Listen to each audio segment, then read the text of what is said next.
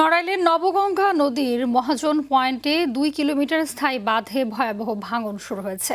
শীতকালে এই ভাঙন দেখা দেয় আতঙ্কে দিন কাটছে নদী পাড়ের বাসিন্দাদের। স্থানীয়রা বলছেন দ্রুত সংস্কার না হলে সামনের বর্ষায় বিলীন হয়ে যাবে গুরুত্বপূর্ণ অসংখ্য স্থাপনা।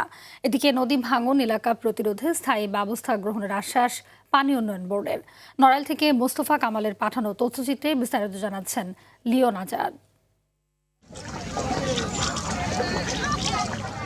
চারদিকে যখন কুয়াশার চাদর, শীতে জবুথবু অবস্থা, তখন নড়াইলের মহাজন এলাকায় বইছে ভাঙনের আতঙ্ক।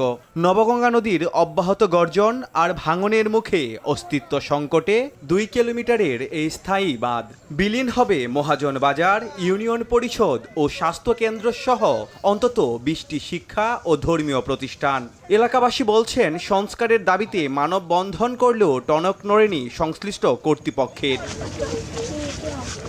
আতঙ্কে ঘুম নেই অন্তত ৬০টি গ্রামের কয়েক হাজার মানুষের। স্থানীয়দের দাবি, এই বাঁধটি পুরোপুরি ভেঙে গেলে মানচিত্র থেকে হারিয়ে যাবে ৫০০ পাল আর জেলে পরিবার। ৫ বার কিনেছি, ৫ বার ভাঙিছে। এখন আমাকে সঙ্গতি নাই, আমরা দিন আনি দিন খাই। আমরা একদম সর্বহারা, আমাকে কোনো টাকা পয়সা নাই যে তাই দিয়ে আমরা কি দিয়ে বসত করবো। আমরা খুব অসুবিধা। এখানে একটা ক্লিনিক, মসজিদ, মন্দির, মানুষ বাঁধ ভেঙে যাওয়াতে এই জায়গার অনেক ৩00-৪০০ ফ্যামিলি একেবারে পথে ওঠার মতো হয়ে গেছে। বাঁধটির বর্তমান নাজুক অবস্থার কথা স্বীকার করে বর্ষার আগে স্থায়ী বাঁধের আশ্বাস পানি উন্নয়ন বোর্ডের এই কর্মকর্তার। দীর্ঘ সময় যাওয়ার কারণে স্থায়ী বাঁধটা একটু কিছুটা অংশ ক্ষতিগ্রস্ত হয়েছে এবং ক্ষতিগ্রস্ত অংশগুলো আমরা অলরেডি সার্ভে কাজ সম্পন্ন করেছি। এখন সার্ভে ডাটাগুলো আমরা অ্যানালাইসিস করে ডিজাইন পেলেই আমরা নোটশিট দিয়ে অতিরিক্ত অর্থ চাহিদা প্রাপ্তি সাপেক্ষে আমরা দ্রুত ব্যবস্থা নিব।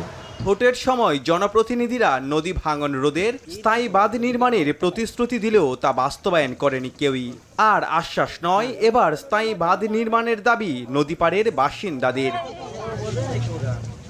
Leone Azad, RTV।